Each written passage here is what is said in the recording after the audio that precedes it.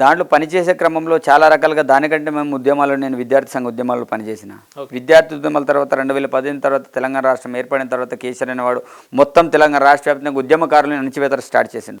అణచివేసే క్రమంలో ఏం చేయాలో అర్థం కాని పరిస్థితుల్లో ఆ రోజులో ఐటీ ద్వారా చిన్న నోటిఫికేషన్ వస్తే నేను నోటిఫికేషన్ ద్వారా నేను పేసా కోఆర్డినేటర్గా అపాయింట్మెంట్ కావడం అనేది జరిగింది. అపాయింట్మెంట్ అయ్యే క్రమంలో చాలామంది నా దగ్గర ఎవరు పోడు భూముల సమస్యలు ఉన్న వాళ్ళు కావచ్చు, గిరిజనేతలు కావచ్చు, కాదు మాకు ఏజెన్సీ ప్రాంతంలో పహనీలు కావాలి, మాకు బ్యాంక్ రుణాలు కావాలని నాన్ ట్రబుల్ వస్తున్నారు. అదేవిధంగా ఆదివాసులు కావచ్చు, లంబడి సోదరులు కావచ్చు, కాదు మాకు పోడు భూములకు పట్టాలు వస్తారు అని వాళ్ళు వచ్చేవారు కాదు. కానీ పేసా కోఆర్డినేటర్ యొక్క పరిధి అసలు ఏం లేదు, ఏదో గౌరవ వేతనం కింద మేము అక్కడ పనిచేసేటోని. అరే ఇక్కడ ఉంటే మనం అసలు సమస్యకు పరిష్కారం కాదు. కాబట్టి తప్పకుండా మనం చట్టసభల్లో వెళ్తే అక్కడ మనం మాట్లాడచ్చు, అసెంబ్లీ పోయి మాట్లాడితే ఈ సమస్యలకు మనం పరిష్కార మార్గం చూపొచ్చని ఆ రోజు జాబ్ని రాజీనామా చేసి రాజకీయాలకు రావడం అనేది జరిగింది. ఉద్యోగానికి రాజీనామా చేసిన ఉద్యోగాలకు రాజీనామా చేసిన తర్వాతనే మరి గాంధీ భవన్లో రేవంత్ అన్న సమక్షంలో కాంగ్రెస్ పార్టీలో జాయిన్ కావడం అనేది జరిగింది. ఆ రకంగా ఆలోచన పుట్టింది. ఎందుకంటే ఒక పిఓ దగ్గర కింద పనిచేయడం వల్ల దానిలో మనం ఏం చేయలేం. ఏ నిర్ణయం తీసుకున్నా పిఓ తీసుకుంటారు. పిఓ నిర్ణయం తీసుకున్నా మళ్ళా పైనుంచి కలెక్టర్ మన కమిషనర్ నుంచో సిఎస్ నుంచో సీఎం నుంచి ఆదేశాలు రావాలి. కాదు మనం వడ్డించే స్థానంలో వెళ్ళాలని నేను అనుకున్నా. కాబట్టి మనం సమస్యను పరిష్కరించి చట్టసభలో వెళ్ళాలి, చట్టసభలో మాట్లాడాలి. చట్టసభలో మాట్లాడితే రాష్ట్ర వ్యాప్తంగా మన ఈ ప్రాంత వాసులందరికీ సమస్యలను పరిష్కారం చేయొచ్చు అనే ఆలోచనతో నేను రాజకీయాలకు రావడం అనేది జరిగింది. రైట్. ఏ సమస్యకైనా రాజకీయమే పరిష్కారం అని చెప్పి నమ్మిన వెడమ బోజు గారు ఎందుకు కాంగ్రెస్ పార్టీని ఎన్నుకున్నారు? వేరే ఇతర పార్టీలు కూడా ఉన్నాయి కదా. ఇది చాలా మంచి ప్రశ్న అన్న. నిజంగా ఈరోజు వెడమ బొజ్జు అనేవాడు గతంలో తల్లిదండ్రులు పట్టుకొని నా అన్నదమ్ముల్ని పట్టుకొని నా మొత్తం మా కుటుంబంలో 7 అన్న చెల్లెలు అన్నదమ్ములం మా అమ్మలను పట్టుకొని ఒక పూరి గుడిసెలు ఉన్నా, గడ్డి గుడిసెలు ఉన్నా, రేకులు కూడా కాదు, అలాంటి గడ్డి గుడిసెని తీసేసి ఈరోజు మాకు ఇంద్రం మిల్లు ఇచ్చింది కాంగ్రెస్ పార్టీ. ఈరోజు గూడు వైఎస్ రాజశేఖర హయాంలో 2004 అనుకుంటా, 2004 5 పీరియడ్లో ఆ పీరియడ్లో ఇందిరా మిల్లు ఇచ్చింది. ఆ ఇందిరా మిల్లు ఇవ్వడంతో పాటు ఈరోజు ప్రతి గిరిజనులు కావచ్చు, పేదవాడు కావచ్చు, బీదవాళ్ళ కోసం ఈరోజు పోడు భూములు పట్టాలు ఇచ్చింది కాంగ్రెస్ పార్టీ. అదేవిధంగా ఎస్సీ సప్లాన్ తీసుకొచ్చింది కాంగ్రెస్ పార్టీ. అదేవిధంగా బీదవాళ్ళు చాలా ఆకలితో అలమటిస్తున్నారు, వాళ్ళకి ఏదో రకంగా ఉపాధి కల్పించాలంటే తప్పకుండా ఆ రోజులు ఉపాధి హామీ పథకాన్ని తీసుకొచ్చింది కాంగ్రెస్ పార్టీ. అంటే ఇట్లా చెప్పుకుంటూ పోతే వందల స్కీమ్లు తీసుకొచ్చింది. 108 కావచ్చు, 104 కావచ్చు.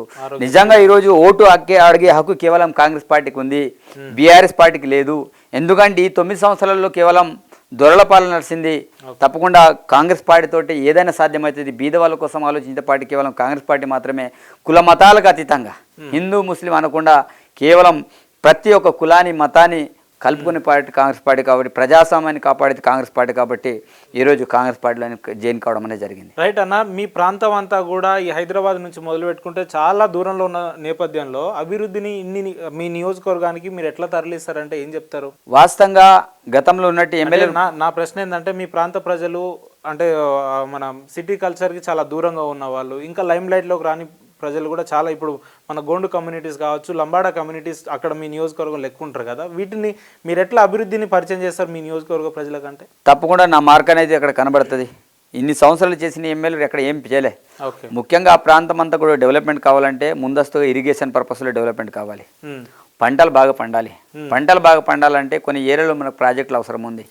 ఈరోజు కడెం ప్రాజెక్ట్ ఆ రోజు కట్టారు. కాబట్టి కడెం కావచ్చు, అదేవిధంగా హాజీపూర్ వరకు జనరం ఆ ఏరియా అంతా కూడా కొంత ఆ ప్రాంత రైతులందరూ కూడా కొంత హ్యాపీగానే ఉంటారు. కానీ కట్టినోటి కడెం ప్రాజెక్టును కూడా కనీసం మరమ్మతులు చేయాలి. కాబట్టి తప్పకుండా కడెం ప్రాజెక్టు మరమ్మతులు చేయాలని మొట్టమొదటి డిమాండ్ పెట్టింది. నేను అసెంబ్లీకి కూడా రేపు ఏ రోజు అవకాశం వచ్చినా నేను కడెం ప్రాజెక్ట్ గురించి మాట్లాడతా, దాంతోపాటు సదర్మట్ ప్రాజెక్ట్ గురించి మాట్లాడతా, దాంతోపాటు విద్యాపరంగా డెవలప్మెంట్ కావాలి కాబట్టి డిగ్రీ కళాశాల గురించి మాట్లాడతా, ఆ ప్రాంతంలో గిరిజన విశ్వవిద్యాలయం మన విశ్వవిద్యాలయం కోసం మాట్లాడుతూ ఉట్నూరు కేంద్రంగా గిరిజన విశ్వవిద్యాలయం ఏర్పాటు చేయాలని మాట్లాడతా, దాంతోపాటు వైద్యపరంగా కూడా డెవలప్మెంట్ కావాలి. ఆ ప్రాంతంలో డాక్టర్ల సమస్య చాలా ఉంది. మొన్న హాస్పిటల్ తిరిగితే కనీసం ఏఎన్ఎంలు జిఎన్ఎంలు హాస్పిటల్ చాలా మంది ఉన్నాయి, ఎంబీబీఎస్ డాక్టర్లు లేరు. అదేవిధంగా చాలా గ్రామాలకు రోడ్డు సౌకర్యాలు లేవు. ఇప్పటికే టైగర్ జోన్ అని ఏర్పాటు చేశారు, కానీ ఆ టైగర్ జోన్లో అక్కడ పుల్లు ఎవరికి ఇప్పటివరకు మాకు కనబడలే. ఎందుకంటే ఆ ప్రాంతం అడగంతా తిరిగే క్యాండిడేట్లం మేము. నడుచుకుంటే నేను తిరిగిన ప్రతి పల్లె కూడా తిరగడం జరిగింది. మరి అట్లాంటి ప్రాంతంలో అభివృద్ధి కనబడాలంటే తప్పకుండా ఇన్ని సంవత్సరాలు చేసినట్టు ఎమ్మెల్యేలు కేవలం వాళ్ళ ఆస్తులు సంపాదనకే పోయినరు.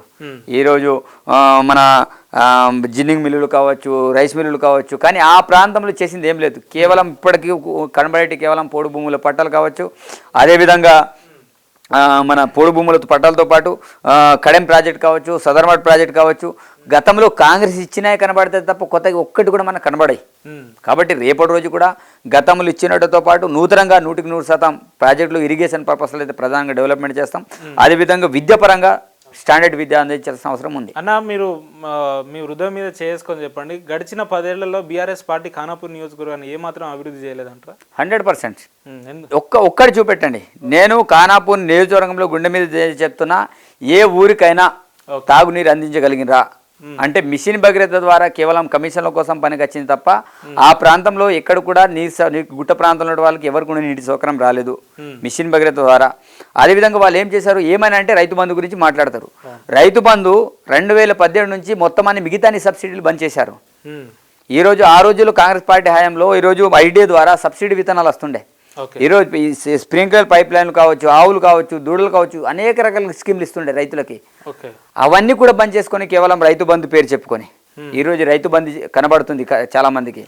అదేవిధంగా చాలా మందికి పెన్షన్ 2000 ఇస్తుండనా, కానీ పెన్షన్ అనేది 10 మంది కడుపు కొట్టుకొని ఒకరికి 2000 ఇస్తుండు.